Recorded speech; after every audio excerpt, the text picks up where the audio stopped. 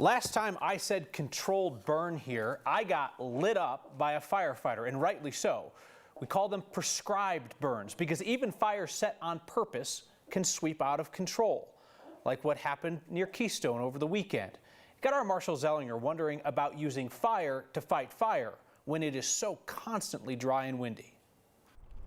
The landscape of Keystone Gulch on U.S. Forest Service land alongside Keystone Ski Resort looks charred and burned on purpose. There's a lot of value in reducing these fuels off the landscape, and there's still risk associated with it. But that's what we do. That's our job. Adam Bianchi is from the Dillon Ranger District, which oversaw a prescribed burn of this area last Wednesday and Thursday. We know how important it is to, there's the wind.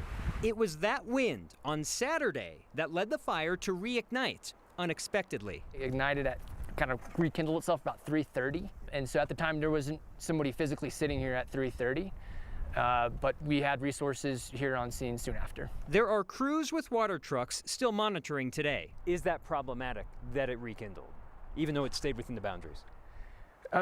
To us, we have those contingencies in place. And so do I love to see that it kind of picked itself back up? Not necessarily, but we plan for those things to happen. 10 years ago, Jefferson County set a prescribed fire in the lower North Fork area, southeast of Conifer.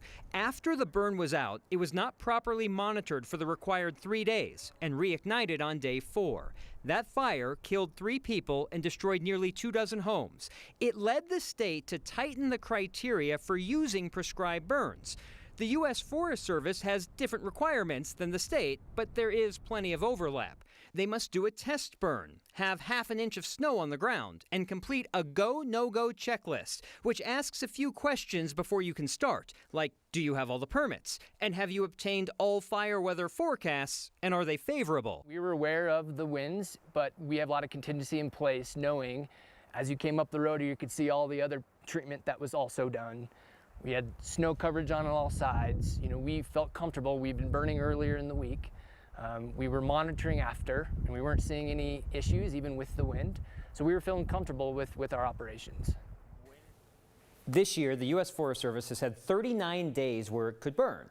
31 of those 39 never happened. The forecast was not favorable. Of the other 8, 7 got the go. 1 actually got the no-go.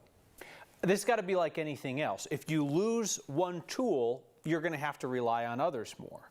Yeah, they did this fire to protect homes at the bottom of the hill and the Keystone Resort up top and next to it. But if you can't do this, the thinking is it would be a fire break. If there was another wildfire that came through, it would give firefighters a chance to get ahead of it and protect those areas. But if you can't do this, perhaps if you have a wildfire and there are no homes nearby, you draw the perimeter of where you're going to stop it farther out.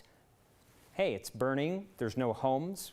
Instead of stopping it here, maybe we stop it here and it helps out somehow. Let it run a bit more. Marshall, thank you.